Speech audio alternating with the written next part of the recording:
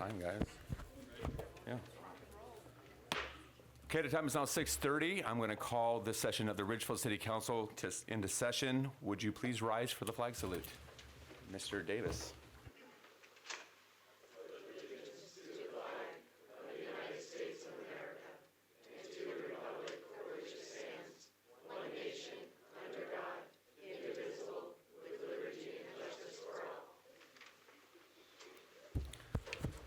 Okay, Miss Julie, would you please call the roll?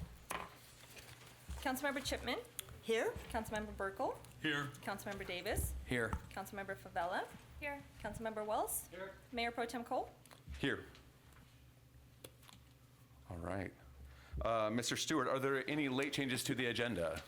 There is one late change, sir, and that is to remove public hearing and first reading of ordinance number 1442, the second amendment to the Sanderling Park Development Agreement. We will be bringing that back to you at the next city council meeting. Sounds good. Okay, Ms. Julie, we will remove first reading of ordinance number 1442 from the agenda tonight. Okay. Are there no other late changes? No, sir. Okay. Now we have a mayor and mayor pro tem selection tonight. There's a vacancy in the mayor role, so I'm going to hand it over to the city clerk, Ms. Julie. I'll let you take it from here. Thank you, Mayor Pro Tem Cole. I'm just going to move this way so I can see you guys. So I want to go through just a couple of guidelines for the election of the mayor. Each council member may nominate one person. A nominee who wishes to decline the nomination shall state at the time. If we get more than one, we'll do a written ballot. And when you do the written ballot, please write your name and who you choose. So at this time, council, do I hear a nomination for the mayor for the remaining 2025 term? I'd like to nominate Matt Cole. Okay. Second. Do I hear any other? Okay. Hearing none, I'm going to go ahead and open the floor for discussion. Do I have any discussion? Okay. Okay. Since we just have one and no discussion, all those in favor? Aye. Aye. All those opposed? Hearing none. Mayor Cole, I will go ahead and pass this on to you for the mayor pro tem selection. Thank you, Ms. Julie. I do appreciate it, and thank you, council. We will move on to the selection of mayor pro tem, and after that, if council is open to it, I'd like to just make a few remarks, but we'll do the mayor pro tem selection first. So from that, is there any nominations for mayor pro tem? Mayor Cole, I would like to announce Councilman Chipman for Mayor Pro Tem. Second. All right. Is there any other nominations for mayor pro tem? Seeing none, we will move to discussion. Is there discussion on the nomination for mayor pro tem?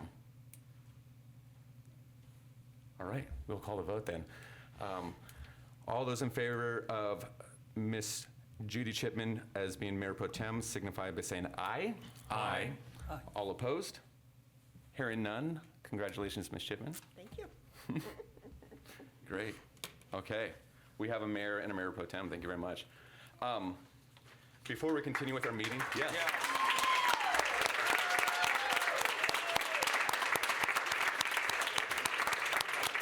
Thank you. Thank you. Before we move on to our regular scheduled meeting, and we have a full agenda tonight, believe me, but I would like to just take a few moments and offer up a few words, especially since we have a lot of people here. So this is what happens when you give me a gavel, by the way. I'm going to just go ahead and take liberties and start talking. So, more than I normally do. But first, let me say thank you to my fellow council members. I just wanted to take a moment and thank each one of you. It's truly an honor to have your trust and your confidence placed in me. I do appreciate that. That really means a lot. And I think it's a statement to this community, too, that just to have a unified voice on that. So thank you very much. We actually have a couple of former mayors here tonight, and I wanted to call attention to them especially. Former Mayor Jen Lindsay's here tonight, and former Mayor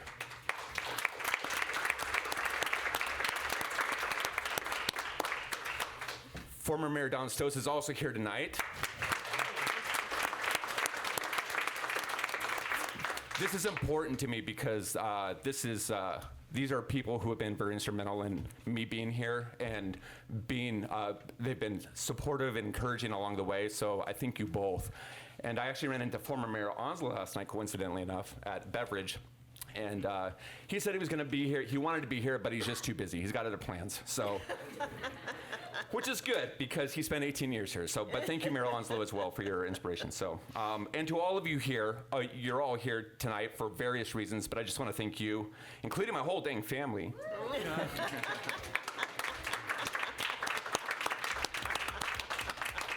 Thank you, everyone, for showing up tonight. This is a big deal. You know, it means a lot to me, too. So they say that showing up's half the battle. And I think looking at this room tonight, I think the other half of the battle is if you got a parking space at the rack, then you did something tonight. So, yeah, good luck on you if you did. So I want to share a quick story, and then we'll kind of move on. But a couple weeks ago, I was talking to a longtime resident, Mr. Roy Garrison. I think everyone knows Roy. He's lived here, I think, all his life, and everyone knows who Roy is. He served on the school board in the 60s and 70s, and has just been kind of a staple in this community. And we were talking about how much the city has grown, and I think it's no secret there's quite a bit of growth here. Roy is somebody who remembers this town when we only had one stoplight. He remembers when you literally knew everyone's name in the town. And, but he also knew how even back then, this was a community that there was a strong sense of community here and people showed up, everyone was involved. And I think that's built into the spirit and the fabric of what we do here. As we grow, I think that's still in our spirit. I think that's part of who we are as a community. We show up when there's an event. You have all shown up here tonight for a city council meeting on your Thursday night when you could be at home probably watching Netflix or something better than listening to a local government meeting. But you're here.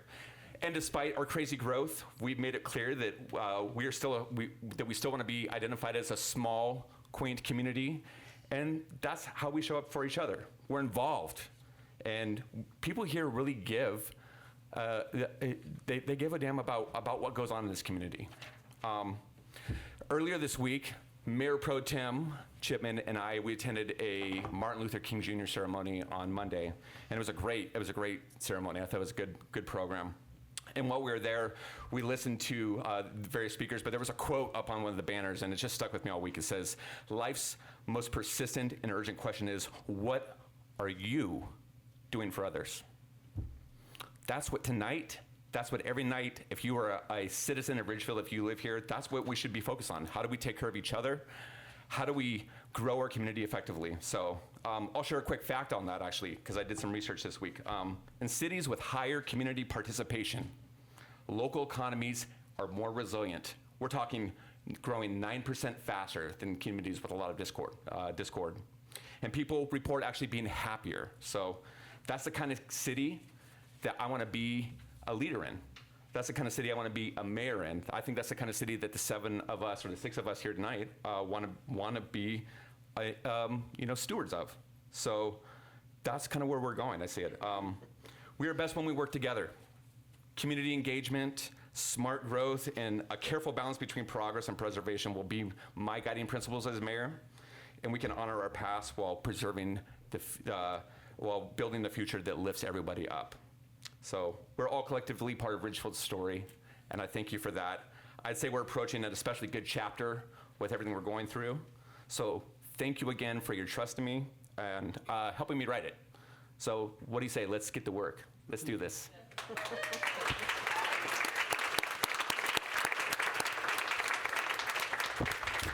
Mayor Pro Tem, any words? No, I can't follow that. Okay, we will go ahead and move on with our meeting. We have a couple of appointments tonight to the Roundabout Committee. There's 2 positions open tonight. And so our first one, we have Mr. Dan Middlestat. Is Dan here? There he is, okay, yes. Council, I would like to nominate Mr. Middlestat to be position 3 for the Roundabout Committee. I'll second. Yeah, well, sorry, I didn't. Second. Yeah. I'll second that. Okay. Any discussion on that? Okay. Second. There it is. Okay. Yeah. All All right, all those in favor of Dan Middlestat to position 3 of the Roundabout Commission, signify by saying aye. Aye. All opposed? Okay. Mr. Middlestat, thank you very much. Would you like to come up and just say maybe a couple of words, introduce yourself to the community? Not really, is it? Yeah. I'm an 8-year resident. I'm super excited to participate in the Roundabout Commission, so I appreciate it. Thank you for being here. Yes, you. yeah, we're glad to have you. Yeah. Okay, the second position is position 5 to the committee, and we have Kathleen Huber, who's here tonight. Would somebody, I would entertain a motion to nominate her. I make a motion to nominate Kathleen Huber to Roundabout Committee, position number 5. I'll second that. All right, is there any discussion on that? Great, all in favor signify by saying aye. Aye. All opposed? Okay. Ms. Huber, you are now a Roundabout Committee member. Would you like to stand up and introduce yourself? Okay. I'll try to be short. I think you're a little up to the phone. I have to. He didn't. Anyway, hello. Oh, all right. I've been here for 5 years, and I welcome this opportunity because even though it might seem like a small little thing, a roundabout or a design, but it welcomes citizens. It shows what this city thinks of itself, or it can. And I welcome that opportunity because I think Ridgefield is a very special place. I've lived in a lot of little towns. I've lived in larger cities, but I've never encountered such a willingness to reach out to its citizenry, to include it in everything. And so if I can be a little part of that and create something beautiful that has a statement, I'm very grateful, so thank you. Thank you very much. Yes. All right, moving forward in our agenda tonight, it is now time for public comment. I will preface this by saying we have a number of public hearings ahead of us. So if you are here for a public hearing, we'd ask that you would withhold your comments until that public hearing is open. But for everybody else, it is now time for public comment. Anyone wishing to address the council regarding items not subject to a specific public hearing may come forward at this time to the podium or use the raise hand feature located on the toolbar at the bottom of your Zoom screen. For controls over the phone, press star 9 and raise your hand and press star 6 to mute or unmute yourself. Please state your name and please limit your comments to 3 minutes. Is there anybody here in the audience tonight that would like to give public comment? I'd like to give a comment. It's concerning. Come up to the microphone, please, if you would, sir. I'm not sure it qualifies for what you just said, though. Everything I'd like to give a qualifies. public comment on the Ridgefield Heights neighborhood. Is that okay right now? Is it on? Okay, yeah. That is? Go ahead. Okay, There will first- be a public hearing on this? Oh, no, I'm sorry. Not. This is the appropriate time, Mayor. Okay, gotcha, okay. Okay, first of all, you guys. Sorry, are can you re- state your name before you get started, please? Thank you. Oh, boy. Okay, I got a lot, so hopefully I'm not taking up too much time for my 3 minutes. We'll give you 3 minutes, yeah. Okay, so nice meeting you all. You sound very pleasant and you want to do the right thing. My name is Rich Jose. I live up in the Donut Hole. For those who don't know, it's the Heights up here and it's the non-incorporated area. I just went through 3 days of rage. I'm completely exhausted and everyone here is very pleasant, so I think I'm calmed down now and I wrote everything down what I want to say, okay? So, Ridgefield Heights facts. These are all facts, not my opinions. The development was denied around 2007 due to inadequate roads assessing the project. Graymore picked up the project about 5 years ago, and after working with the city and local landowners, came up with a plan to develop this property. That plan consisted of changing the design of the lots and an agreement to only build 100 homes until a new access road is constructed. Graymore made commitment to stick with the project and promised upscale homes and be part of this community plan. Graymore then turned the project over to another developer after it was approved by the city council. Lennar Homes picked up the project and at first advertised an upscale quality neighborhood. Then they changed to a low-level development. The construction company moved dirt for 2.5 years. First moved dirt to build daylight basement homes along the road. Then they changed their mind and wanted no daylight basement homes, so they built up an approximately 40-foot tall pile of dirt and have built houses on top of it. In the process of moving this dirt, there was a stand of trees that was supposed to be left. They were allowed to cut about 90% of those trees. And then the 10% of the trees apparently was just too much for them, so they cut them down on a weekend. This, mind you, is after 90% of them were allowed to be cut down. The earth movers were repeatedly reminded of their requirement to have the area watered down by use of the water truck. I reached out to the city manager about this twice. The city manager, I reached out to him twice. He said he was aware of this and the construction company was fined. I asked how much. His response, I can't tell you, but I can assure you that they learned their lesson. We had the exact same conversation twice. I have also asked about fines at the community development, and I haven't heard back about the fines. This land has also had some significant water issues, as anybody who has ever walked this property anytime but the summer can confirm. After many washouts and attempts to control runoff, I came across a crew blocking a protected seasonal stream, rerouting it under the road in a pipe. I asked if they had some approval of this, and their response, the guy over here asked us to reroute the stream. That's a protected stream. It's on the county GIS. Oversized non-street legal dump trucks racing all around this development on the county road. After complaint calls, the truck finally crashed and rolled down a hill. Luckily, nobody was hurt. WSP investigate. Is that 3 minutes? Yeah. You can finish up your statement if you'd like. Okay, thank you. Yeah, just I'm going to make it quick. as Yeah. quick as I can, Thank okay? WSP investigated, okay. At least 2 new homeowners have had concrete block wall collapsing in their backyard. Houses built too tall as per code are allowed to be built even today. Call to the city resulted in being told that Lennar has caused us to change the rule on the height of houses, but they're still being built like that. The extreme dust left 3/4 of an inch of mud in near home gutters and completely unable to use the swimming pools for 2 summers. Constant mud on pets' feet and car tires when driving in the garage from the dust, and morning dew made mud everywhere for 3 summers. Mr. Jost, we're going to ask you to wrap it up. Okay.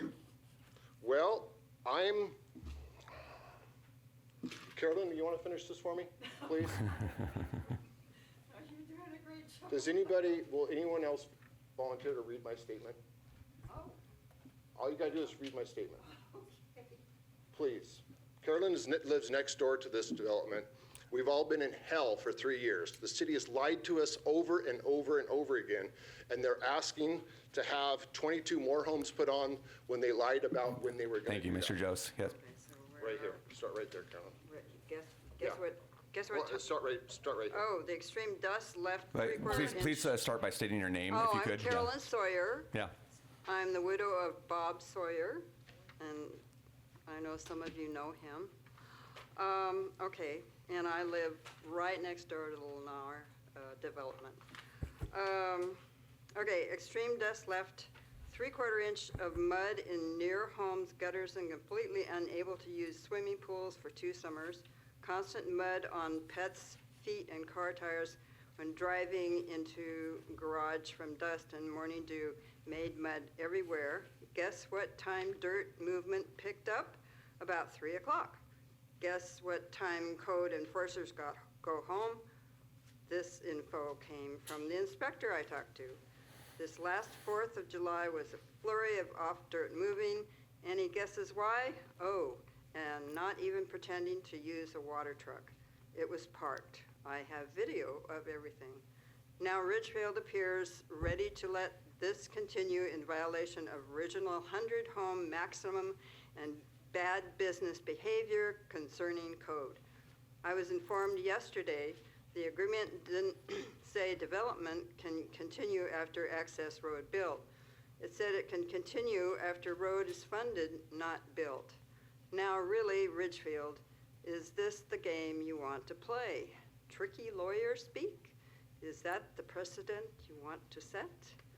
Why on earth does the city pick this low quality out of the way development to show us your true self? This development has been a nightmare for people in the donut hole. Me too. I truly doubt anybody would ever say something positive about the city. That ship has sailed, except the city employees seem competent and hardworking. After all of this, you are scheduled to approve this new 22-lot addition. I would assume you are all aware of the ongoing investigation by the Washington Department of Ecology concerning the rerouting of the protected seasonal stream on this property and the actual construction of a home on top of this protected stream with city approval.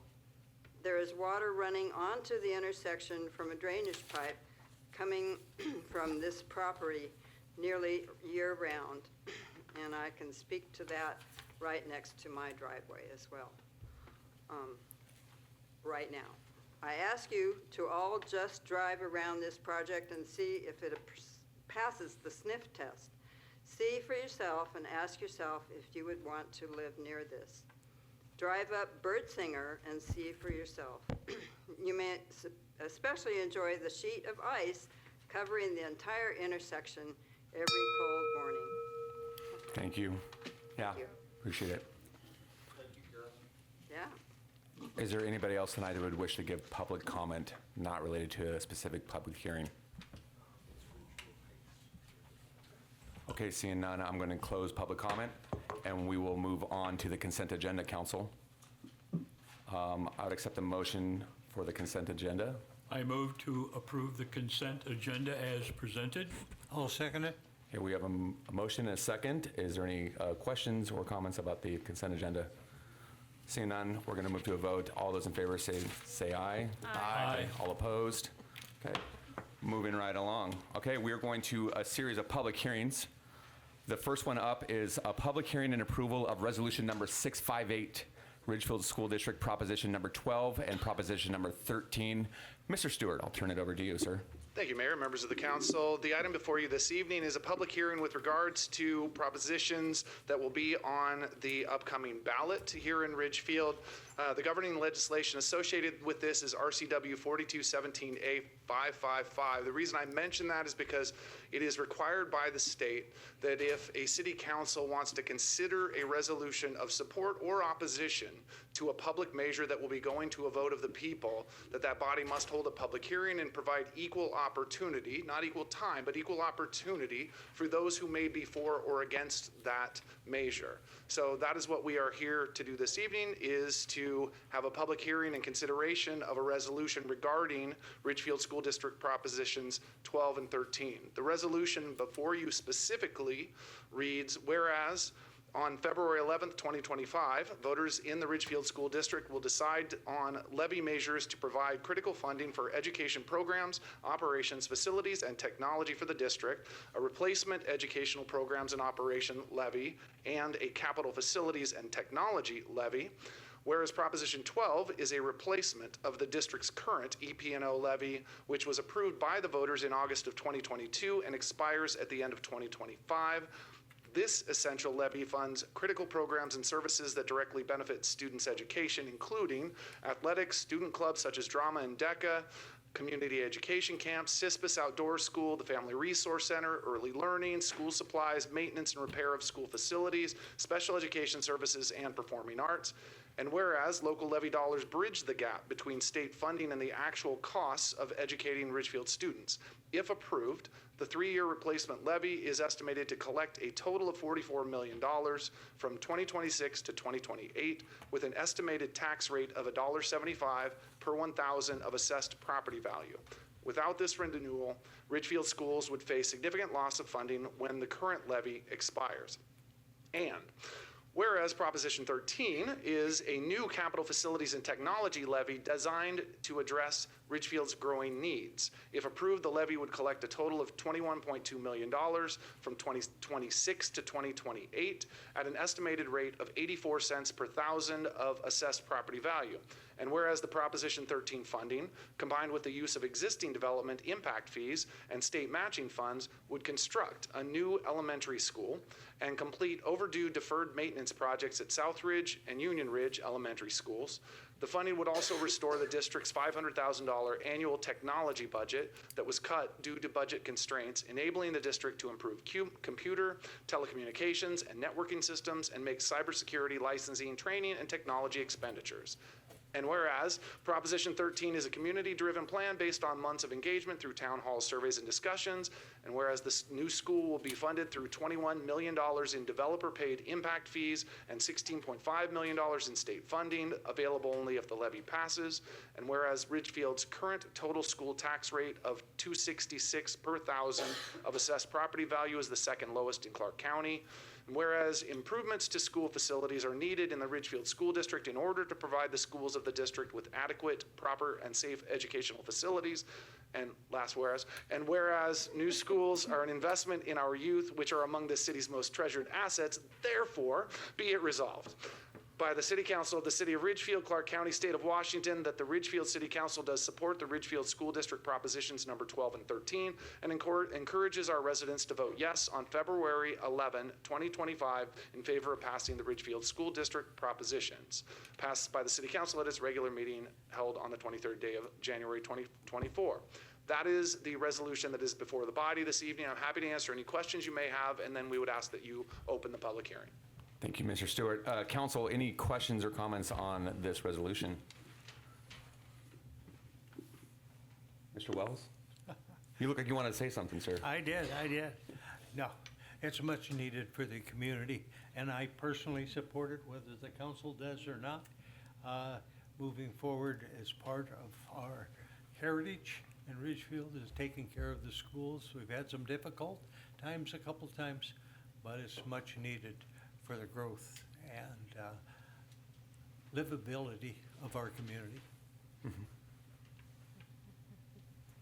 Anything? Anyone else? Oh, Mr. Burkle, go ahead. I would just like to say that I've lived here for 22 years, and in the 22 years I have lived here, one of the major reasons people move to Ridgefield is because of our schools.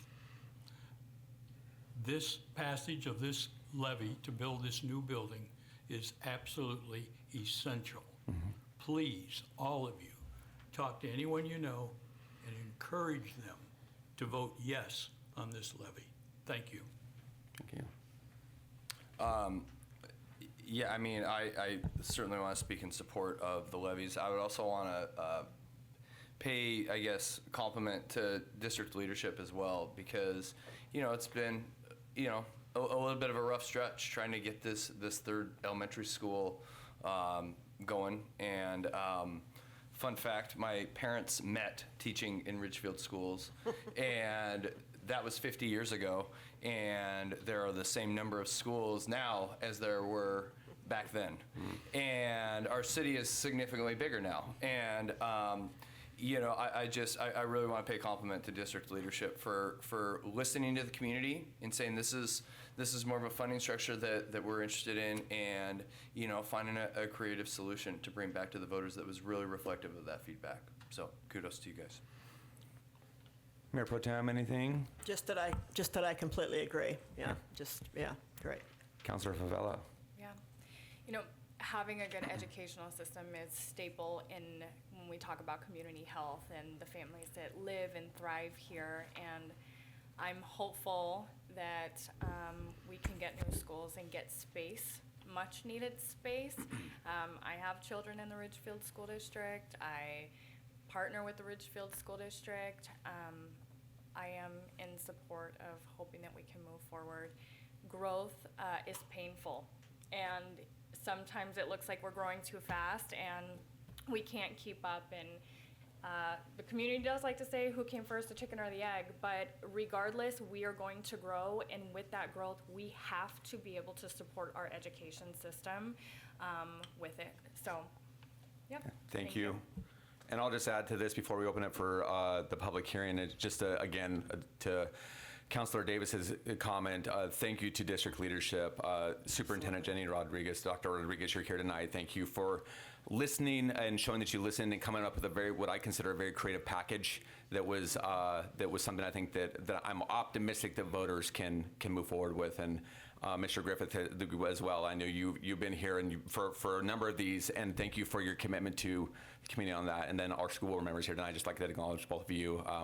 School Board President Brett Jones is here, and Vice President Amber Baker. Thank you for your leadership on this issue.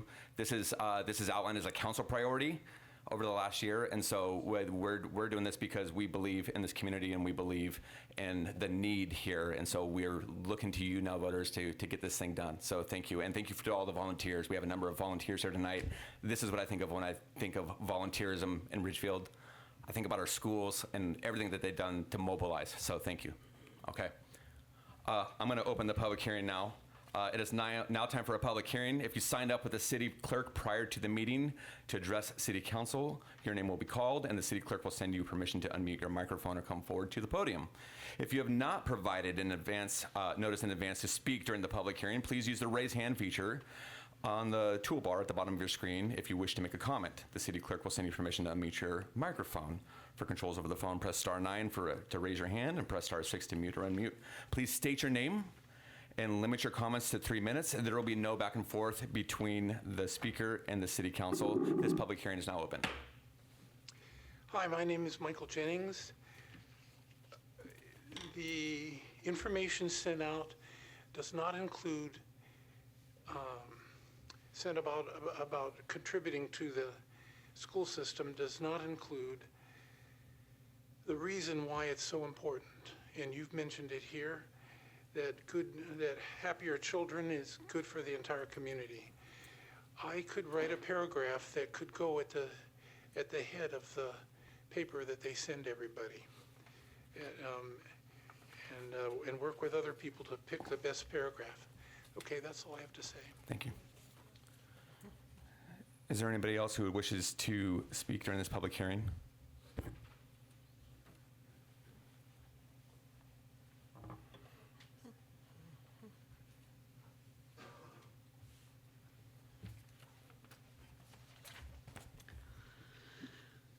Congratulations, Mayor Cole. So Mayor Cole, Mayor Pro Tem Chipman, members of the City Council, thank you for allowing a few moments for me to speak. My name is Dr. Jenny Rodriguez. I am the happy and pleased to serve Superintendent of Ridgefield School District and a 7-month resident of the community, along with my husband, Tony. Just appreciate a few moments to just share probably repeated information that you've heard from Mr. Stewart, but I want to ensure that our community has all of the facts as they consider both of these propositions. Levy Proposition 12 is a replacement Educational Programs and Operations, or EP&O levy. This replacement levy is not a new tax, but a renewal of an existing 3-year EP&O levy, which will expire at the end of this calendar year, December 31st, 2025. The replacement levy is also for 3 years, from calendar year 2026 through 2028, and it will raise $44 million to fund existing programs and supports, including, as you heard already, student athletics, clubs, additional elective courses, unfunded special education costs, our beloved Ridgefield Family Resource Center, and staff professional development. As you already heard, the estimated tax rate is $1.75 per $1,000 of assessed property value, or AV, as I will refer to it. It is an increase from the current levy estimated rate of $1.50. It is important for voters and taxpayers to understand it is an estimated rate based upon the actual assessed valuation across the entire district in the year that it is to be collected. And for the past 2 years, the actual collected rate has been below the $1.50 that was approved. The reason for the increase is rising costs, from food and fuel to mandatory insurance. For example, the amount of special education services unfunded by the state has grown to a projected shortfall of $1.2 million this year, which is made up by our local community. These are services which are required by law to be provided, and we do not have an option, and yet they are not funded by the state or federal government. Additionally, as you've already mentioned, enrollment has nearly doubled in the last decade. Student enrollment's nearly doubled. And with that, we need additional staff for student supports and safety. Related to that growth, alongside the challenges of aging facilities, as we heard from Councilmember Davis, the levy Proposition 13 is a new capital and technology levy. So to be clear, this is a new tax that we are seeking. The 3-year levy is also for 2026 through 2028 and would raise $21 million with an estimated tax rate of 84 cents per $1,000 AV.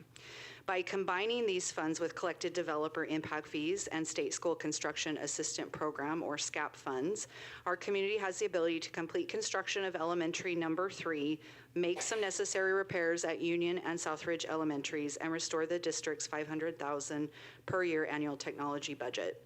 Currently, both of our existing elementaries serve over 700 children in grades kinder through 4th grade. With a 3-year capital levy, elementary number 3 would be paid off in 3 years, unlike a 20 to 40-year bond plan. Additionally, in response to community feedback, we've made design modifications to cut costs where possible. Combined, Proposition 12 and 13 add an additional estimated tax rate of $1.09 per $1,000 of AV. And for more information, I just would direct you to our website at www.ridgefieldsd.org. Please note also for seniors and homeowners who may have disabilities and are on fixed income that you can contact the Clark County Assessor's Office, and they have a program that may be of help to you. Ballots will be arriving in your mailboxes soon, and I just want to remind everyone to please make sure your ballot gets turned in no later than February 11th, 2025. Thank you. Thank you, Dr. Rodriguez. Is there anybody else wishing to give public comment tonight on this particular measure? Young man? Oh, go up, I go to the mic. Please state your name. Please, Henry Cole. Please vote yes on propositions 1 and 12. 12 and 13. Thank you, sir.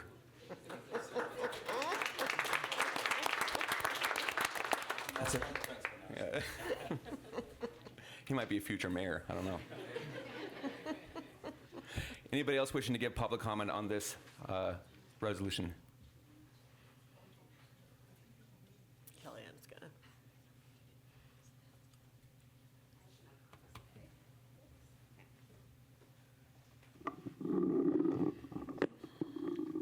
Oh no. Okay. I'm Kellyanne Cole. Okay. On February 11th, we have a chance to invest into the heart of our community, our schools. As a parent and active Ridgefield member, I've seen how we come together to face challenges. From the Family Resource Center to the Green Bag Project, our community thrives when we support one another. Now we have an opportunity to shape our children's future by voting yes on Propositions 12 and 13. Our schools are more than just buildings. They're where dreams are born and possibilities are realized. But our elementary schools are overcrowded, and we need more space. After listening to feedback and asking tough questions, the Ridgefield School District has created a community-driven plan that reflects our shared priorities. Proposition 13 is the result of months of collaboration, shaped through town halls, surveys, and open discussions. It's a practical, no-frills plan focused on what's essential, like easing overcrowding. The district listened to everyone, those who voted no, those who voted yes, and those who are potentially still unsure. This plan incorporates developer-paid impact fees and state funds to minimize tax burden. And by running it as a short-term levy, the tax impact is reduced from decades to 3 years. Proposition 12 bridges the gap between state funding and the actual cost of running our schools. It ensures that we can sustain vital programs, special education, athletics, and extracurriculars that provide students the opportunities to thrive and believe in their potential. I reflect on my own public school education experience. It wasn't until I took a speech class in high school that I found my voice. I went from being a wallflower to someone who felt like they had something important to contribute. We all have school experiences like that shape who we are, and it's why we must preserve these opportunities for every student. Our schools are the heart of Ridgefield. They're where futures are shaped and where children are given the tools to believe in themselves. The district listened to us, and now it's time for us to act. We must say yes to our kids. We can't let them down this time, and we must move forward together. Strong schools build a strong community. So on February 11th, Let's invest in our children, our future, and our community by voting yes on Propositions 12 and 13. Thank you. Thank you.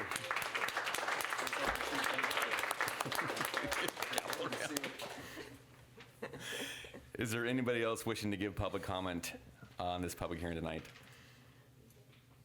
Anyone? Miss Julie, is there anybody online? Not seeing anyone online, Mayor. Okay, seeing none, this public hearing is now closed. Council, I would ask for a motion on this resolution.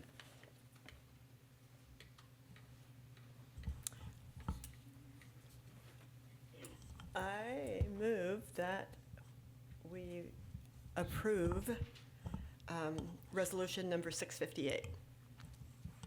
Do I have a second? I'll second. Okay. We have a motion and a second. Council, any discussion on this?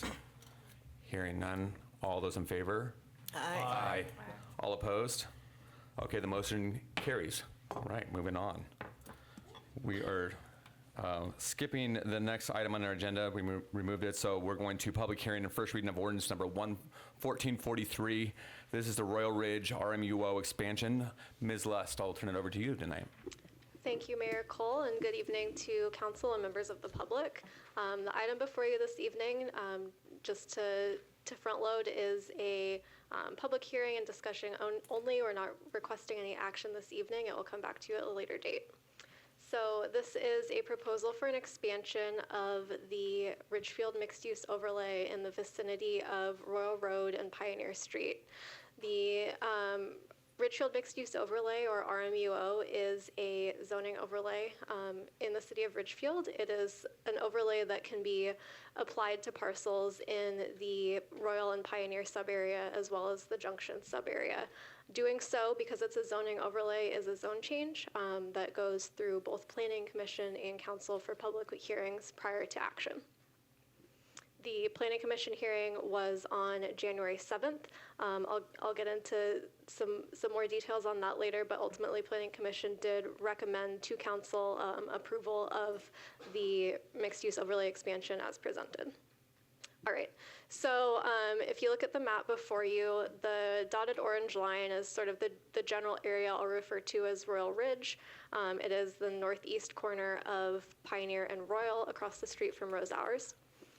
The red area, red polygon, is the area that is proposed for expansion of the mixed-use overlay. So if you keep that shape in mind and go to the next slide, the existing conditions are on the left. You see commercial community business is CCB, that's the red base zone there.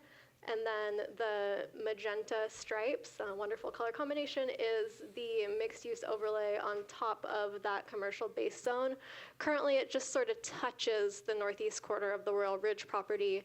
The proposal is to expand it in the area shown in the black outline on the right image. That would put the total mixed-use overlay area on the Royal Ridge property to approximately 8 acres. So the result of this in basic terms would be under the existing zoning, which is the commercial community business base zone, commercial uses are allowed. So general retail, services, office, things like that. By adding the mixed-use overlay, the resulting mix of uses allowed would be roughly 50% commercial, 50% residential. And how that is designed is whether that's what we'd call vertical mixed use or horizontal mixed use, that would be part of a future application. No development is being proposed with this application. It's only the zoning overlay. That said, we do have a concept plan from the applicant that shows how that mix of uses could look under the overlay, which is on the next slide. So again, without the overlay, only commercial is allowed. With the overlay, you get a roughly 50-50 mix of commercial and residential. This concept shows an option. Again, this has not come in for any sort of formal review process yet. It is conceptual. That will be a future step that goes through a public process. So you can see a mix of commercial areas, roughly 90 residential units, and then an open space area around some critical areas and an existing path that runs through there. All right, moving along. Again, we're not asking for any action this evening, but as we go through this process, it's important to keep in mind these are the approval criteria for a zone change, which is what is being requested through this expansion of the zoning overlay. The first one is key here. It is that any amendments to zoning district maps must be consistent with the goals and policies of the Ridgefield Urban Area Comprehensive Plan. The report in your packet has the applicant's response to this approval criterion, including responses to how the zone change could meet a number of land use, housing, and economic development goals and policies in the currently adopted comprehensive plan. All right, with that, I think we'll put it back to the second slide with the two colorful maps, and I'll turn it back to you, Mayor, for any discussion or questions for staff prior to the public hearing. Thank you. Thank you, Director Lust. Okay, council, on this one, I will go ahead and open it up for discussion by council. Is there anybody who has any comments or questions on this for staff? Councilor Burkle, yeah. The residential, will this be apartment, townhouses, single family? Sure, so under the Ridgefield mixed use overlay, the permitted range of residential densities is between 8 and 28 units per acre. So it would allow for a pretty wide variety of housing types from townhouse to apartment. Thank you.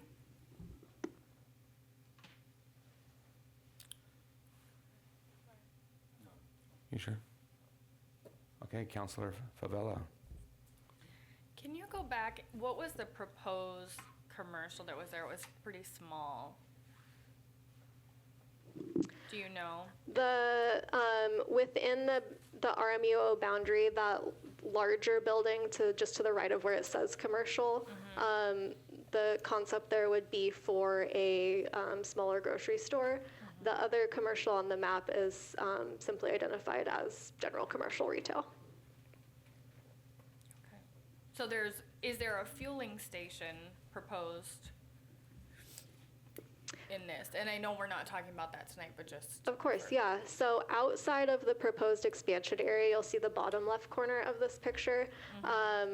There is a proposal for a fueling station in the commercial community business base zone where that is an allowed use. This has gone through a pre-application process with the city, but has not yet come back for a formal land use review process. All right, Council, any other, Councilor Wells. Taking a look at this conceptual mix of uses, it fits into the new plan, I'm going to say, for the city. As far as hubs go, we actually have housing on the southwest corner of the apartments and Horns Corner Park, and then the development where the ice cream place is. I can't think of it. 7 cows. What is it? 8 cow. 8 Yeah. cows. Well, I just missed one of the cows. Missing a cow. Yeah. And then if we go on Rosehour side, we have Legacy Trails Apartments, and then the development, the commercial development next to it. So this is in concept with the vision of having little commercial hubs with housing close to them, multiple unit housing or apartments. So I guess I guess I'll say right now that I'm in favor of this conceptual mix of uses. Yeah, Councilor Davis. Go ahead. Yeah, I would echo Councilor Wells' sentiments about, having a mixed-use development and a walkable community there. It's something we've talked about as we've done our visioning and things of that nature. And I certainly appreciate Councilor Favela's inquiry about the fueling station and knowing that that is technically outside of the area we're talking about. Regardless, I like the thought of people that can live right there, walk to a grocery store, some of the other services, and hopefully a community center in a not too distant future, close by as well. And so, I don't know, I like the fact that we're opening the door for something like this to happen. Council, any other comments or questions at this point?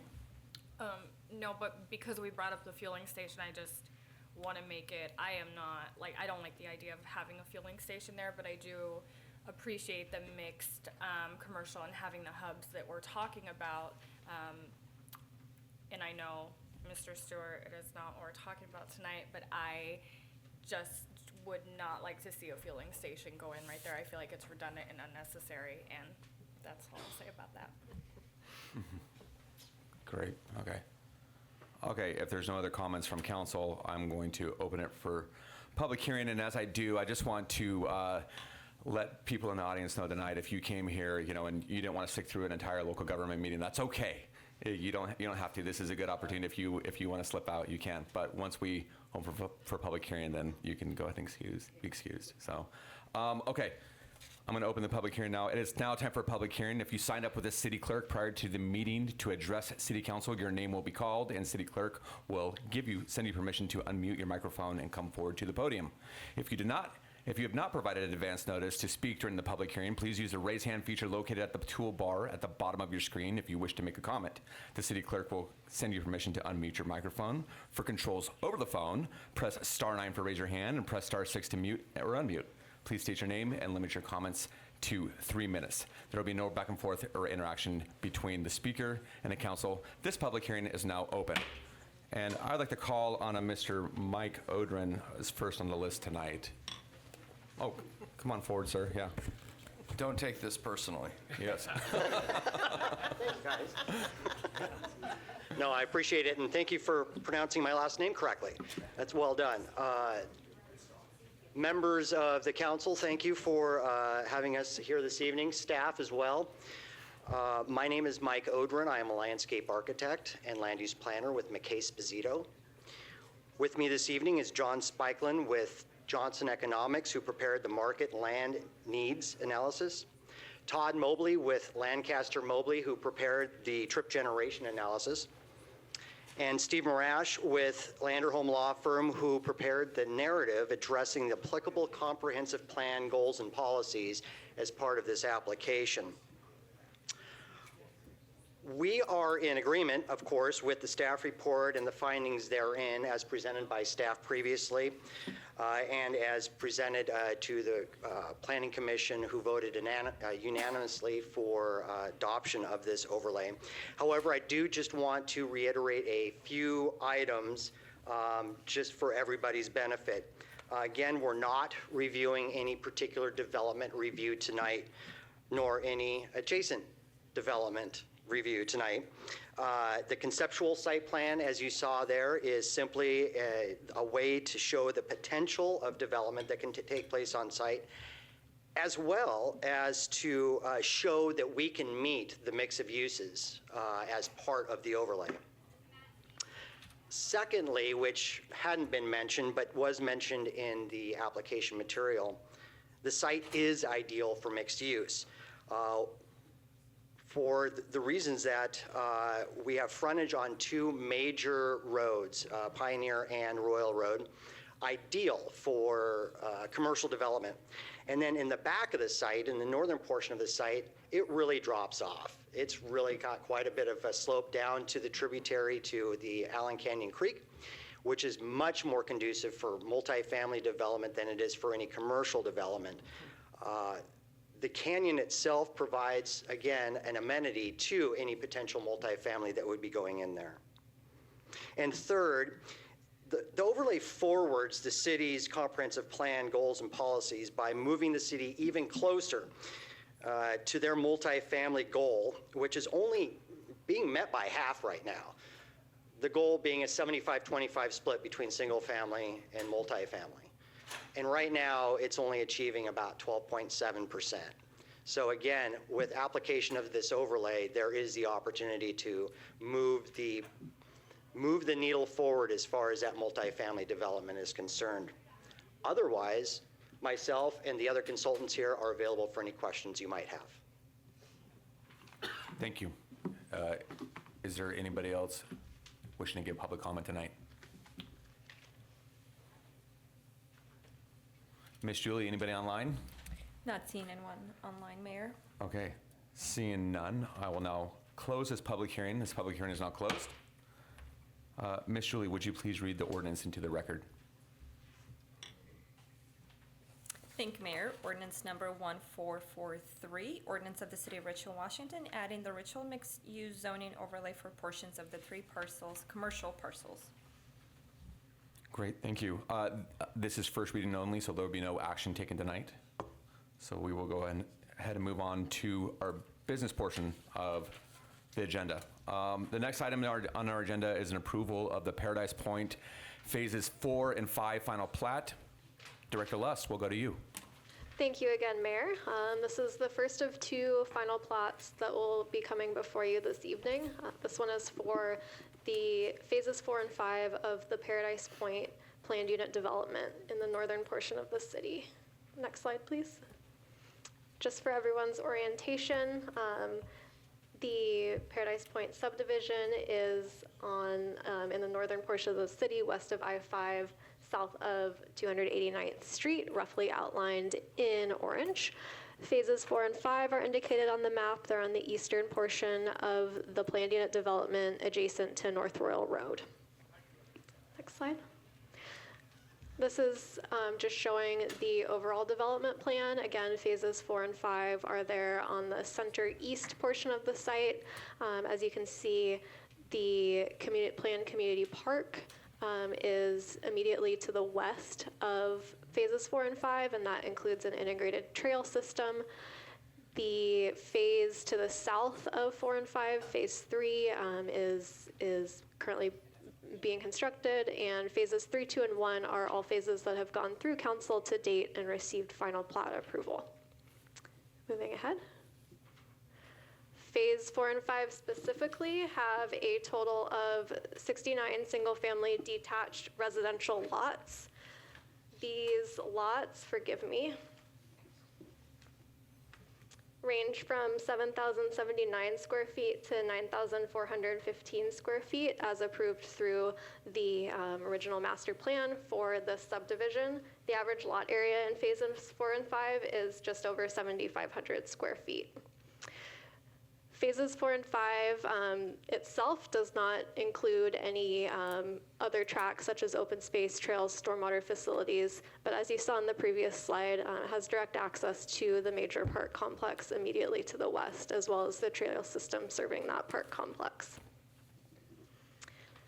Staff review of final plat proposals, just for the benefit of the audience, lot area, number of lots, layout, amenities. These are all processed through the preliminary plat process, which goes to the hearing examiner for approval.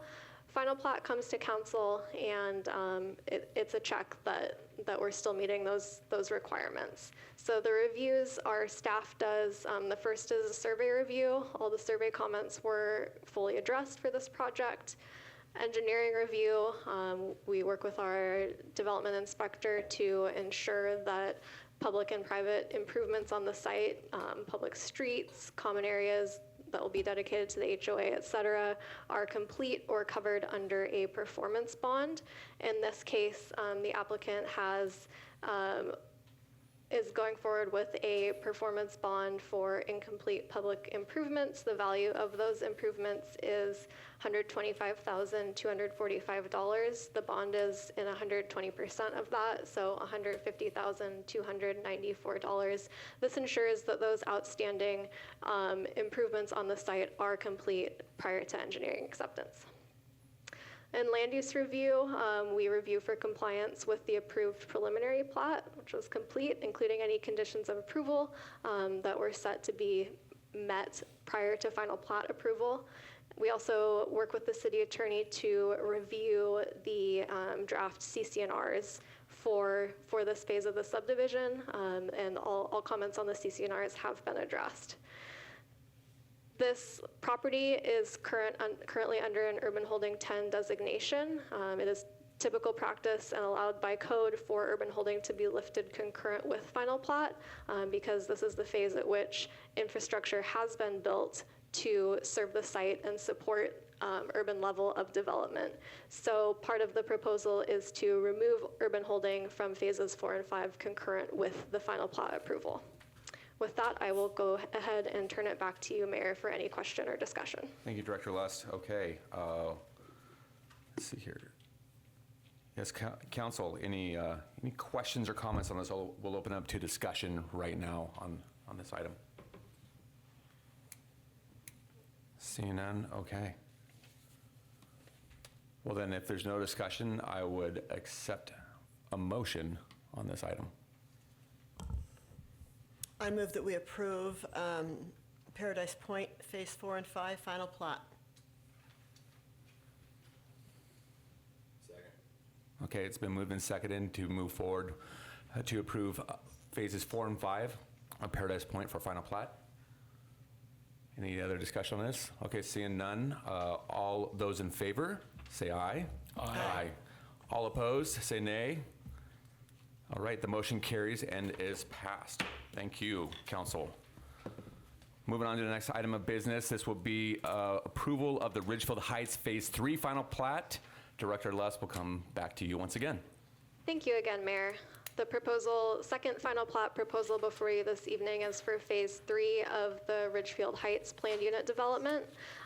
Again, the next slide will show a general orientation of the development, which is located south of Pioneer up Britzinger Road towards South 10th.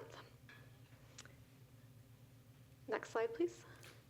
This is an image of the overall subdivision, which was initially approved back in 2007 and then modified through a post-decision review process in 2016, 2017. And Phase 3 is in the kind of southwest portion of the site. It's 22 lots. Phases 1 and 2 are to the east of Phase 3. Those homes are under construction. Phases 4 and 5 to the north are future phases that have not come forward for final plat approval at this time. As you'll see in this image, there is a open space and trail network that goes through phases 1, 4, and 5. Flipping to the next slide, the 22 lots in Phase 3. Next slide, please. Phase 3 is lots only. It is 22 lots. It does not include any other tracks such as open space, trails, stormwater facilities, etc. In this phase,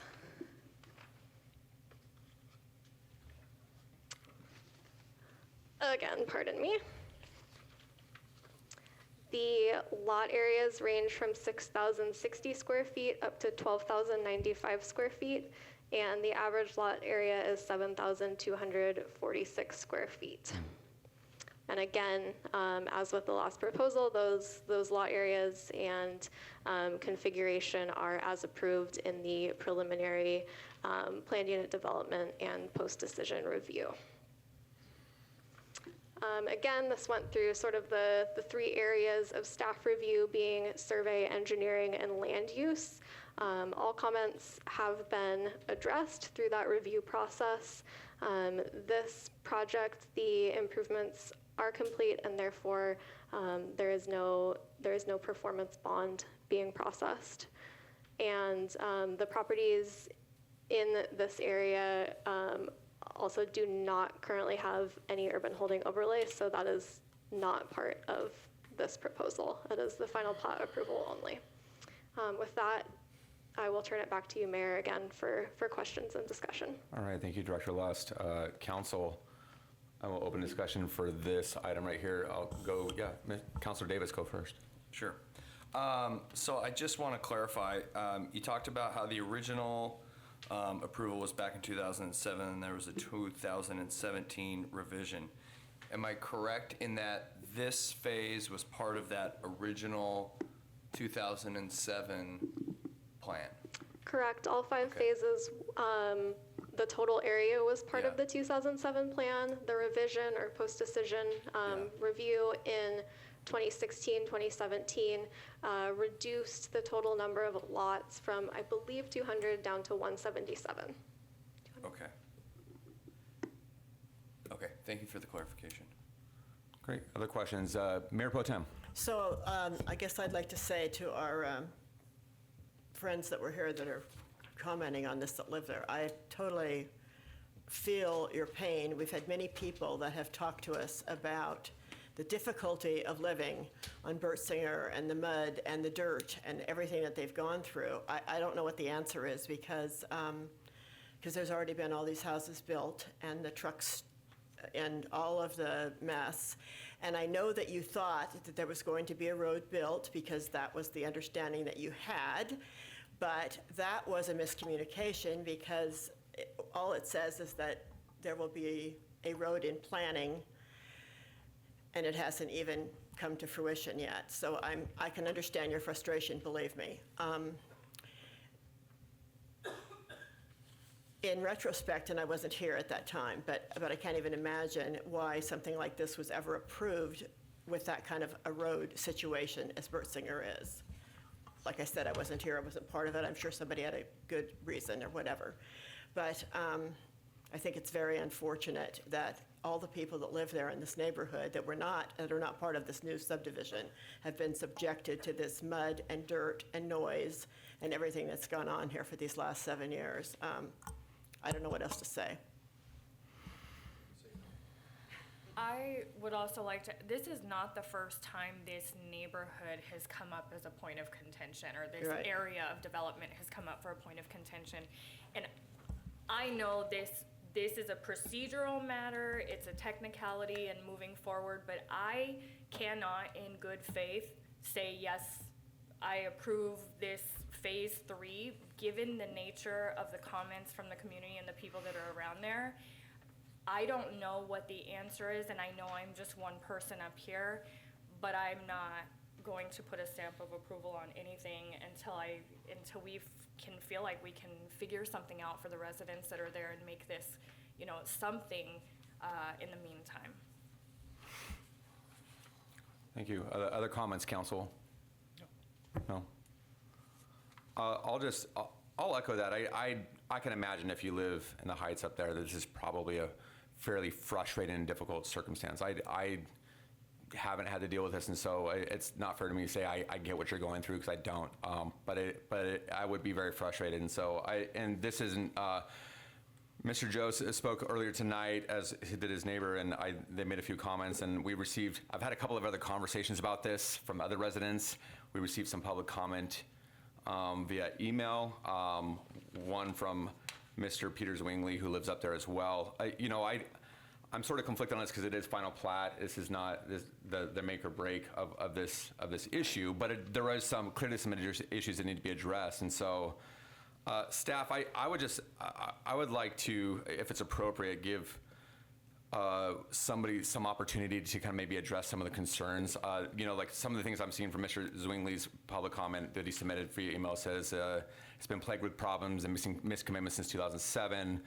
The developer has caused multiple unreported utility outages that lasted days on end, caused public roads to be gravel stretches for a year, blocked roads for constructions. It seems like there's been issue after issue. And again, that's not specifically germane to this issue, but it does sound like there's issues for the residents up there. And I think that this is symbolic of this council recognizing the frustration of those residents. And so I do want to recognize that.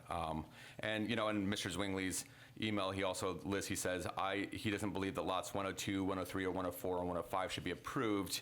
He goes on to say that this section of public road transitioning between South 4th to South 25th is completely unacceptable because it's a temporary section. It's poorly graded, it looks like. The paved north-south public footpath between South 6th and South 8th is underwater, among other things. And so could you provide some clarity on this, either Mr. Stewart or Ms. Lust? I think I can help a little bit. Yeah. Absolutely. It is within the purview of council. If you have questions associated with the final plat that is before you, there is no requirement that you take action if you have questions related to the plat itself.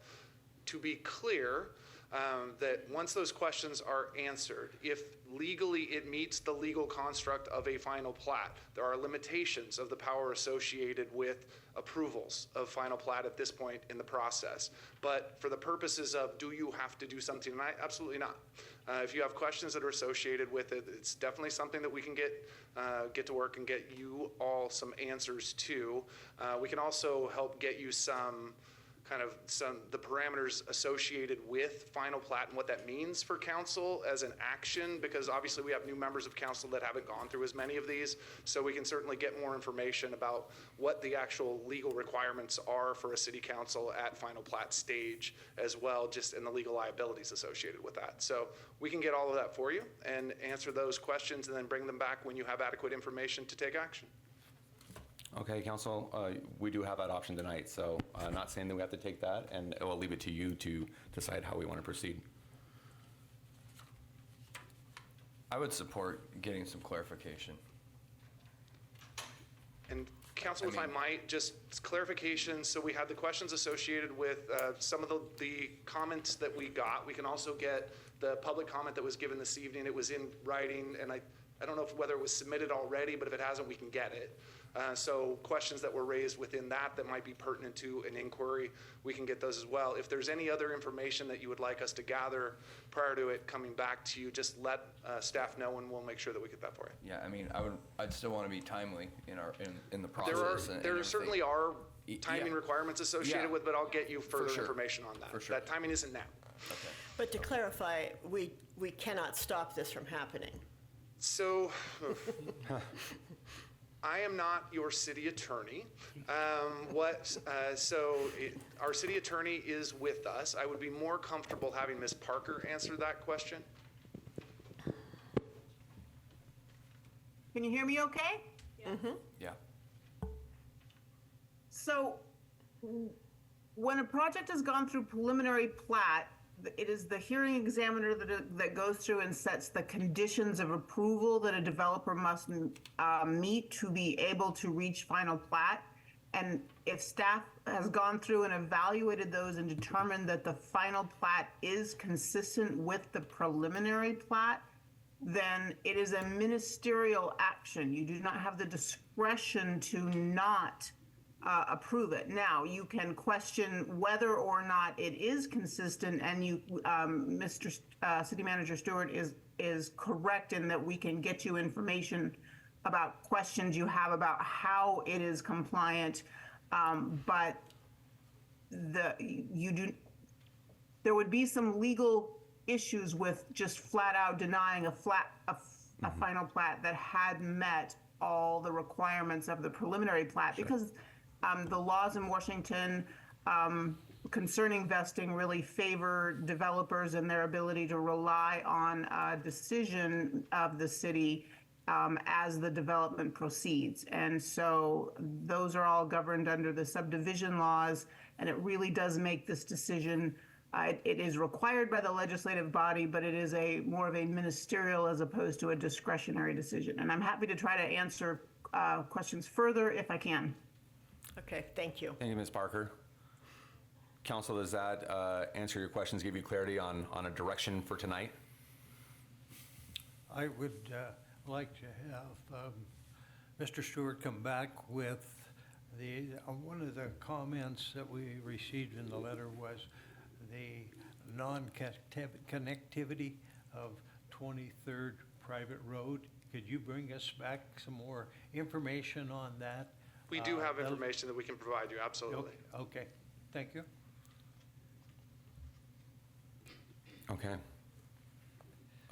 Do we need a motion if there's for post? Okay, we just no action whatsoever. No action is necessary on the item. If you have a date specific, then you could certainly take action to bring it back at that time. Otherwise, no action is necessary, and we'll just work with you to figure out what the correct timing is associated with bringing it back onto a future agenda. So, council, unless I hear a motion to pass this, then we'll go ahead and move on with our agenda. Okay. Okay. We will move on. Thank you, council, and thank you, staff, on that one. And at the same time, I'd like to just extend an invitation to residents who are concerned about this and have maybe more to say to reach out to us. You can find our email addresses on the city's website. I think we might have cards. No, I don't think we have cards out there. But I do encourage you to get together with us. I would personally be happy to meet with you on this as well, and make sure that we address all of your concerns as we go through this process prior to the next time this appears before us.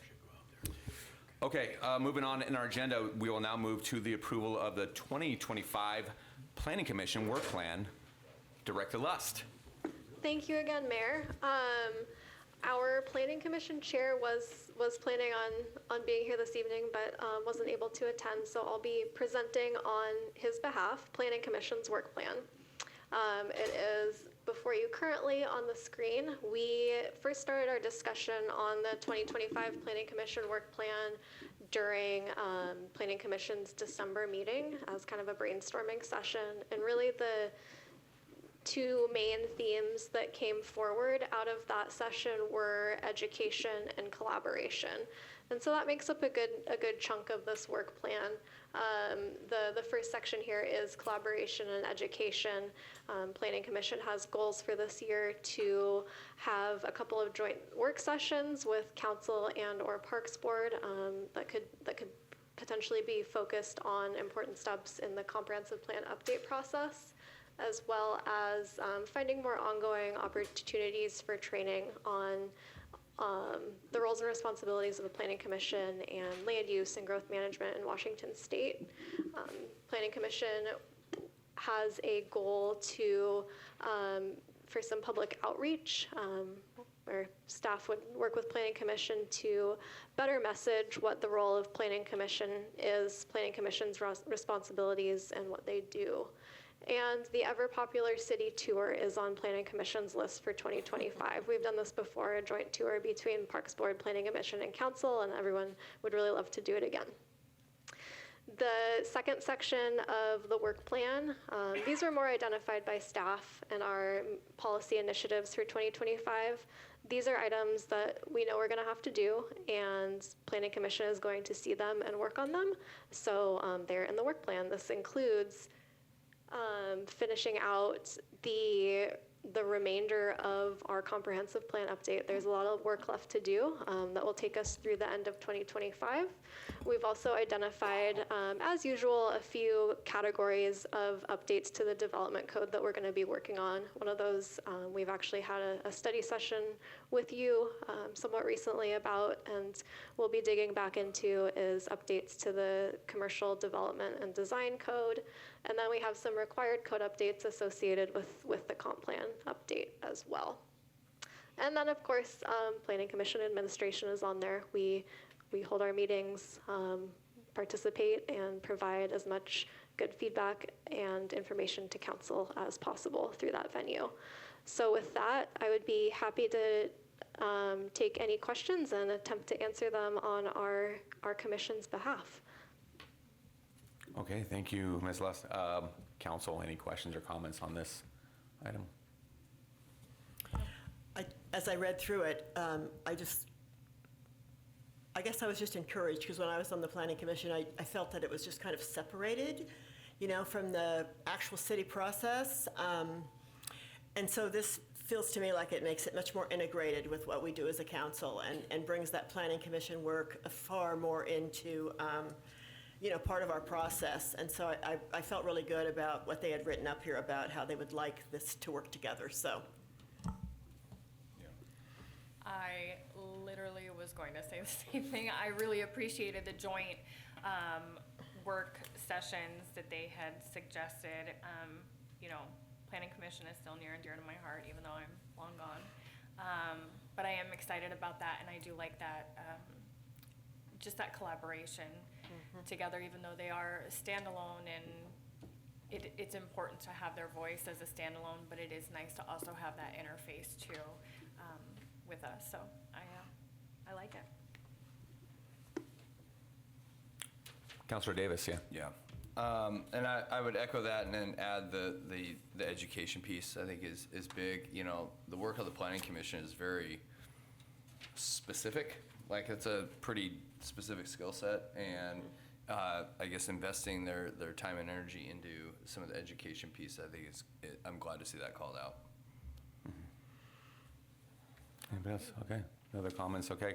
Yeah, just to share that same sentiment, thank you to the Planning Commission for their work on this. I'm a Planning Commission alum too, and it's always good to see that there's something presented and it gives you a voice, and like there really is influence on that commission that really makes impacts in our city. So, and I especially look forward to the tour again. I was going to ask about that this year because I think that everyone would be interested in doing that again. So, yeah. Okay. Any other comments or questions, council? If not, then I would go ahead and ask for a motion. I would move that we approve the 2025 Planning Commission work plan. Second. Okay, it's moved and seconded. Any discussion on the motion? Seeing none, all those in favor, say aye. Aye. All opposed? Okay, the motion carries. Moving on to the approval of the 2025 Parks Board of Commissioners work plan. Mr. Corey Cronhardt, our Parks Manager. I'll give you the floor, sir. You brought your own microphone? I look like... We come prepared. Yes. The Parks Board. No doubt. Thank you, Mayor and Council. I was enthused when I showed up today and saw such a packed house, assuming that it was for the Parks Board work plan. It seems we being at the end takes a little bit out of folks. With that, I would like to introduce Mrs. Bridget Taylor, the incoming Parks Board Chair, to talk about our work plan for 2025. Right. Thank you, Mr. Crownhart. Good evening, Mayor and board members. My name is Bridget Taylor, and I feel lucky to be the Parks Board Commissioner Chair. I'm sitting over here today to present the Parks Board Commissioner's work plan for the 2025 year. Our board's plan has been carefully aligned with the city's priorities and goals for sustainable growth, accessibility, and community well-being. The plan is structured with 4 key areas: administrative, community engagement, operational, and capital projects. For the administrative section, the Parks Board is advancing the City Council's vision by updating the Parks and Trails Capital Facilities Plan and developing enforceable design standards for sustainable growth, providing citizens continual enjoyment of all these areas. For community engagement, something I'm very excited about, and I know several others are, it remains a big top priority for us. It's highlighted by the inclusion of a youth board member to foster civic leadership and add a fresh perspective. Community engagement opportunities will also take place through public meetings, tours, and branding initiatives. Operational areas include developing a parks revenue program through innovative funding strategies. Funds can be generated that will directly support parks and trails development and maintenance. Updating user agreements for Abrams and the Ridgefield Outdoor Recreation Complex will also be focused on for the 2025 year. We are continuing our focus on the parks and trails signage, wayfinding, and brand development. Finally, the last key area is the capital projects. With a $2.48 million capital budget, we are delivering impactful projects like Boyce Park, Phase 1, that includes a pump track and parking facilities. Last year, the Parks Board reviewed and discussed valuable feedback for the 2025 update for parks and rural regulations. That input has been incorporated into draft amendments, and we'll be focusing on that in our upcoming board meeting on the February 12th Parks Board meeting. Thank you very much for what all of you do for our community. I speak on behalf of our entire Parks Board in saying we look forward to working with staff, council, and city management this year to continue making our parks and trails a positive and enjoyable space for our citizens. Thank you, Mrs. Taylor. Okay. Thank you. Council, any questions or comments on the Parks Board work plan? Yeah. As the sole alum of the Parks Board, I love the plan. I mean, thankfully, there weren't a whole lot of surprises to me because it wasn't too long ago I was on it, and these are a lot of the things that we were talking about, and so I'm happy to see those things carrying forward. calling out for accessibility and inventory, and just creating those design standards was something that we had talked about for a long time, wayfinding and brand development. I'm just really excited to see what this generation of the Parks Board does. So nice work. I'm looking forward to it. Other questions or comments for the Parks Board? Okay, I got just a couple of comments on this. Number one, the list. I like the list. I feel like in years past we've had sort of a very ambitious list, and it's been fun to see all the parks that are in the works, but also knowing that, like, hey, I don't know if we're going to get to all these this year. So this feels like a very focused plan. So thank you to you and the board for putting something like this that is very thoughtful together. I like that. Second, I just want to just say that I am very excited about adding a youth member to the Parks Board, and this council looks forward to sending you a student soon, because that'll be a monumental shift. I think that's going to be a fun one. So we're going to start our recruiting here very soon. But thank you to that, and thank you for all the work you guys do. I know that this is volunteerism at its best, and you guys do a top-notch job. It's very respectable. So thank you. Any other questions or comments? Okay. Council, I'd accept a motion to pass this work plan. I move. Go ahead. That's right. Rochambeau for it. I move to approve the 2025 Parks Board of Commissioners work plan as presented. Second. Okay, there's a motion and a second. Any discussion on this motion? All right, all those in favor say aye. Aye.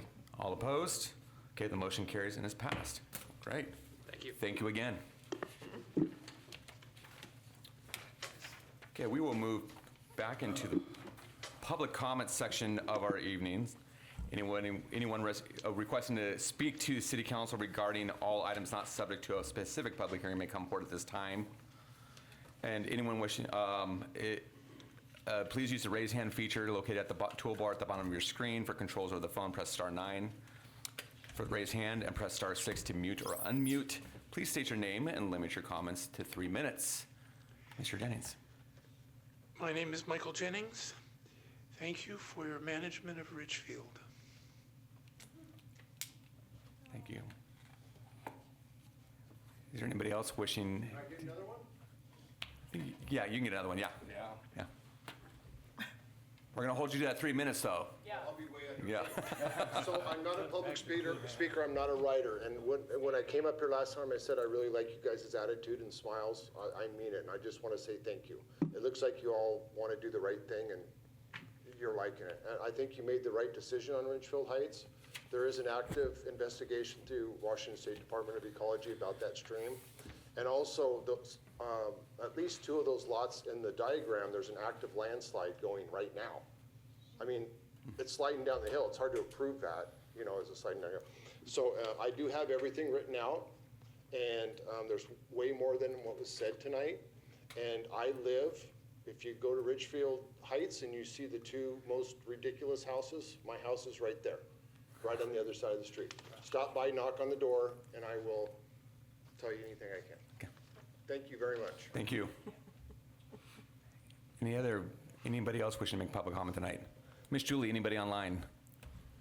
Not seeing anyone online, Mayor. Okay, we'll go ahead and move on. All right, and the public comment. We'll move on to council and staff reports. Let's start down at the far left end, Mr. Wells. I had a cheat sheet that I brought with me, and now I can't find it. No, when I left home. But one of the big events that we had was the going-away party for Mayor Onslow at the A. That was fabulous, a great sending away, and a tribute to the time and effort that he'd put in the last 17 years. And after that, I think it was last Thursday, Councilman Burkle and I attended a BIA meeting, and the reason I stepped away from the diocese tonight during that one talk, I wanted to talk to the school member board,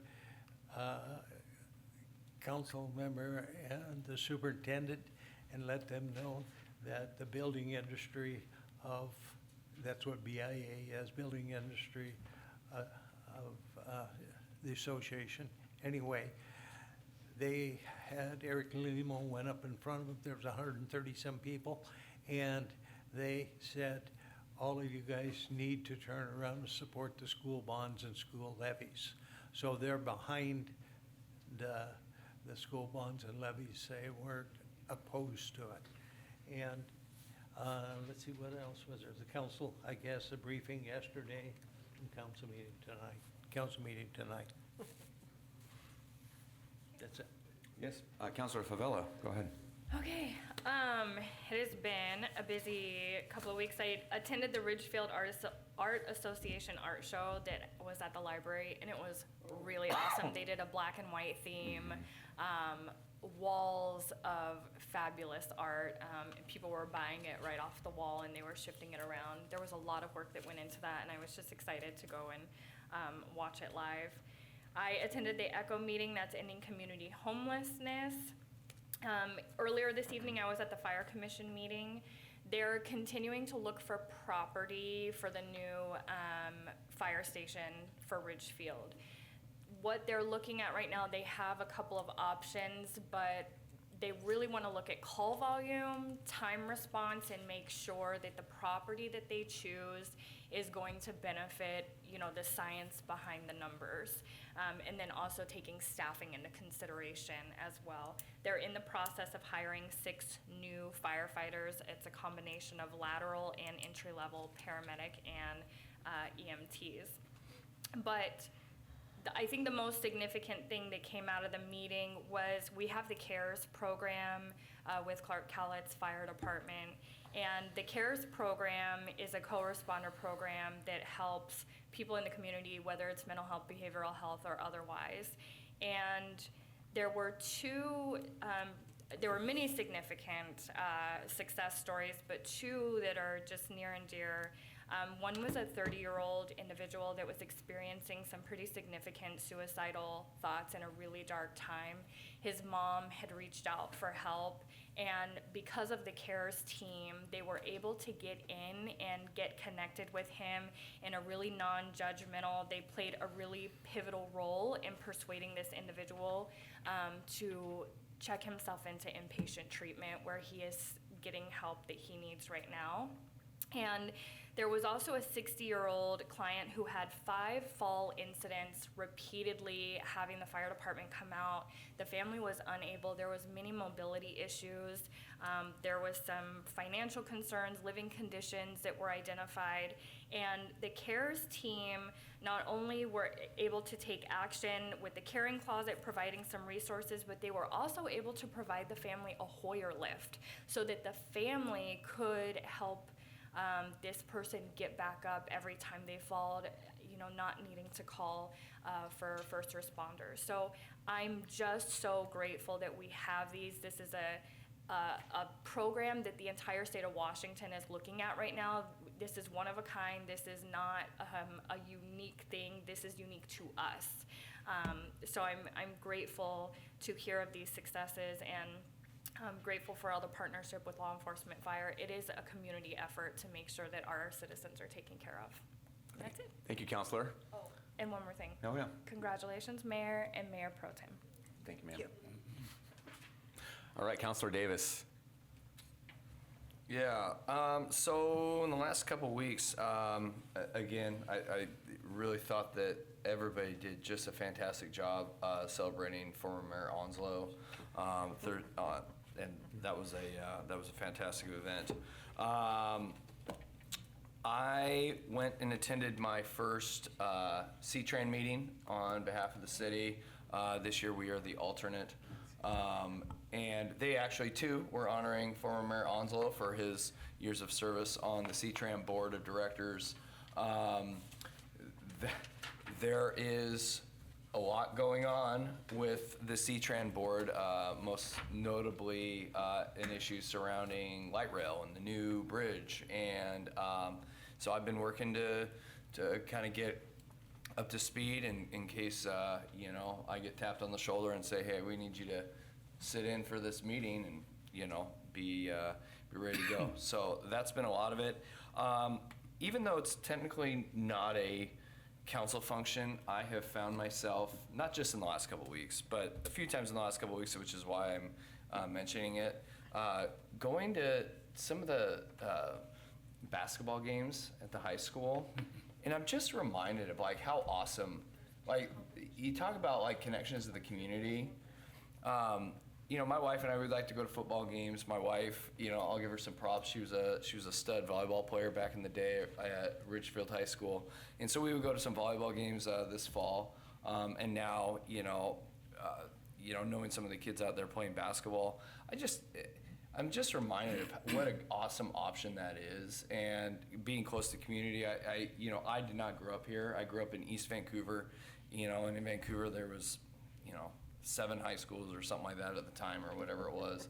And so, there was nothing that was like Vancouver High School. I mean, there's Fort Vancouver, but there wasn't just one high school for the whole community, and that's special here. And so, I don't know. I just wanted to share that that's a really, really cool thing, and like deal that into maybe your stuff. If you're like bored on a Thursday night, we'll see if the Spuds are playing and go out, because I'm sure you'll have a good time.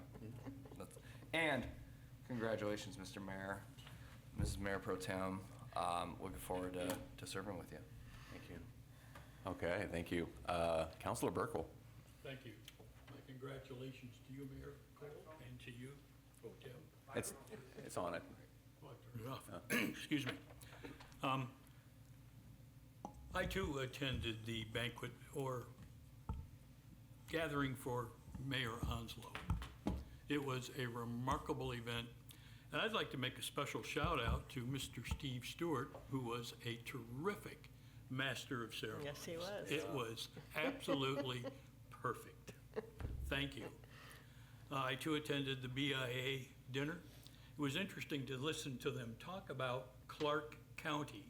They allege, if you look at a map of the West Coast, Clark County is blinking on and off as the place to be, develop, and to move to.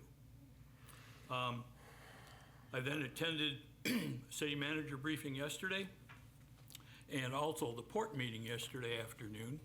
Several things occurred at that I'll share with you. First of all, the port has deeded 3 pieces of property back to the city. They would be the piece out at Tim Road, going, I think, to 56th Street, as well the piece of property below the splash pad that we will maybe someday turn into a skate park. They also Wednesday had the successful removal of their fuel tank behind the Greeley building. It was removed from the ground and the area found to be pristine. So another area cleaned up here in Ridgefield. Thank you. All right. Thank you, Councilor. Mayor Pro Tem Chipman. Okay. Well, I also attended the Black and White Art Show, which, as Councilor Favela said, was really a beautiful art show at the Ridgefield Library. Went to the Clark Regional Wastewater meeting. And then on the 15th, I served at Ridgefield High School doing interviews with the ASB students, mock interviews. There was a group of people several groups that were interviewing the students, and that was a really fun experience to do that. Asked them about, what their plans were for the future and how they plan to get there, and such a variety between the kids, because some of them are very focused, know exactly what they want to do, and some of them are like, well, I think I might go into the Army or whatever, that kind of thing. So it was just a fun difference between the kids, and very enjoyable. Then, let's see here. What did I write down here? I can't even think of what else I wrote down here, but anyway. Oh, I know, we went to the Martin Luther King on Monday, and then that's it. That was it for me. Thank you. Great. Thank you, Mayor Pro Tem. Okay. I sort of talked a lot up front at the beginning of the meeting, so I'll spare additional comments right now, but I did want to give a couple of quick mentions on a couple of things. Number one, to former Mayor Onslow's celebration, I just want to give a special public thank you to Cara Fox LaRose and the entire A team and staff. They put on a heck of a celebration for him, and it was just a nice spirit of partnership as well. So I thank you to them, and chair Ayal of the Cowlitz tribe. So great to do that. Yeah, like I said, I already spoke earlier tonight. Tomorrow morning, bright and early, I head up to go to the Mayor's Exchange in Olympia to mayor up and spend a day. I'll probably be the greenest mayor on that group tomorrow, but looking forward to it and learning something. So, and I'll report back to you. Yeah. Yeah, but I'll be doing that all day tomorrow. So other than that, I got really nothing. So I'll pass it on to you, Mr. Stewart. Thank you, Mayor, members of the council and the community. Start out with congratulations. Congratulations, Mayor Pro Tem, Mayor Cole. We look forward to serving for you and our continued service together. A couple of things I did want to mention. First thing is the council application process is underway. There have been multiple outreach efforts through our social media. I know there have been in-person conversations, people getting information about what it means to serve on the city council. That application process continues through the 29th. So the application period closes on January 29th. So wanted to make sure that people were aware of that. The second thing I wanted to mention is amongst all of the meetings that we've had over the past couple of weeks, I had a great meeting with a person by the name of Lorraine Ralston, who is the 250 coordinator for the state of Washington. What that is America's 250th. Not something that was on my radar, but obviously something that will be on everybody's radar as we get to next year, is that next year is the 250th birthday of the United States of America. So the state of Washington, along with every other state in the union, is getting ready for the festivities associated with it, understanding that there will be a lot of preparation necessary. There are 3 key dates that they are pointing to already. The first is a kickoff on Flag Day. The second is on the 4th of July, and the third would be on Constitution Day. That's kind of the bookends of the celebratory measures.